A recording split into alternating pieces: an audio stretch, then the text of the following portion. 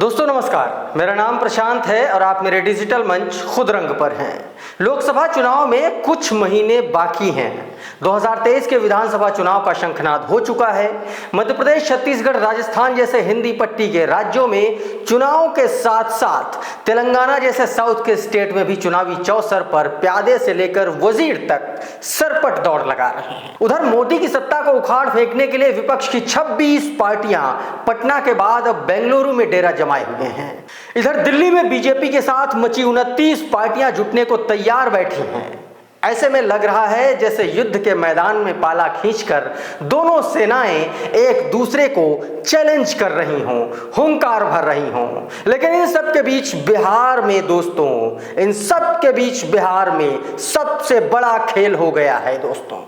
विपक्षी दलों को गठबंधन की छत के नीचे लाने वाले नीतीश कुमार बिहार में घिर गए हैं। एक तरफ विपक्ष की दूसरी बैठक में दो बड़े नेताओं शरद पवार और ममता बनर्जी ने भांजी मार दी, तो दूसरी तरफ बिहार में 2024 के चुनाव को लेकर कराए गए एक सर्वे ने नीतीश कुमार का पूरा गणित बिगाड़ दिया है। दोस्तों, बिहार में लोकसभा चुनाव के रिजल्ट को लेकर TV channel times now Navbharat ने एक सर्वे कराया है। इस सर्वे में एनडीए बिहार में अच्छी खासी बढ़त के साथ महागठबंधन को धूल चटाते हुए दिखाई दे रहा है।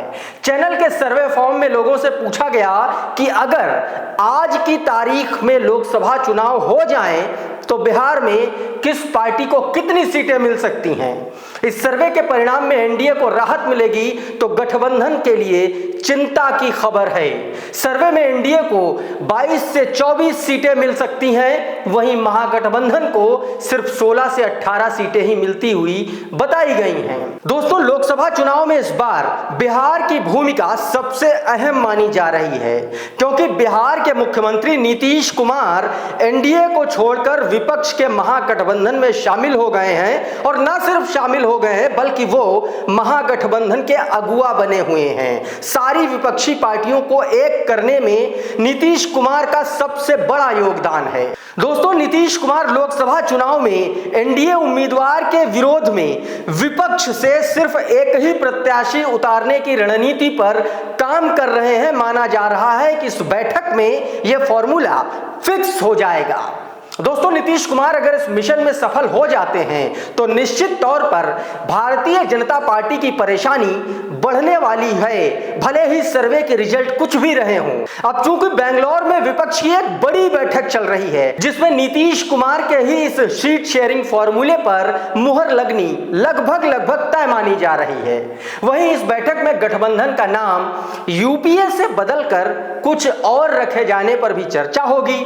बताया जा रहा है कि चुनाव से पहले बीजेपी द्वारा लाए गए यूनिफॉर्म सिविल कोड के मुद्दे पर भी चर्चा होगी। चर्चा इस बात पर होगी कि यूसीसी पर विपक्ष का क्या स्टैंड रहेगा, खास तौर पर 2024 के लोकसभा चुनाव को लेकर। दूसरी तरफ 18 जुलाई को यानी कि आज एनडीए की एक महत्वपूर्ण बैठक बुलाई गई है भारतीय जनता पार्टी द्वारा, और इस बैठक में सारे दल शामिल हो सकते हैं। ना सिर्फ एनडीए के दल बल्कि वो दल भी शामिल हो सकते हैं जिन पर अटकलें लगाई जा रही हैं कि आने वाले दिनों में वो एनडीए का हिस्सा हो सकते हैं। इसके अलावा जो करंट में अभी पॉलिटिकल डेवलपमेंट्स हुए वो दल भी शामिल होंगे, जैसे सुभाषपा, सुहेलदेव भारतीय समाज पार्टी के प्रमुख ओम प्रकाश राजभर शामिल हो सकते हैं।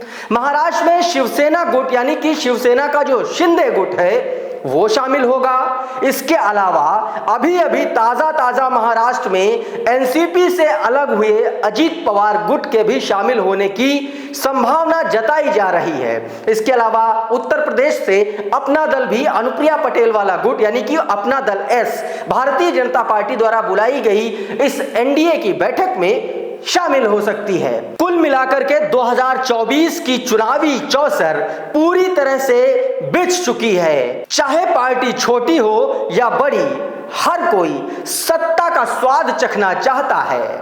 महागठबंधन अपनी अलग रणनीति बना रहा है और एनडीए यानी कि भारतीय जनता पार्टी यानी कि सत्ता पक्ष के साथ जो दल हैं वो अपनी अलग रणनीति बना रहे हैं।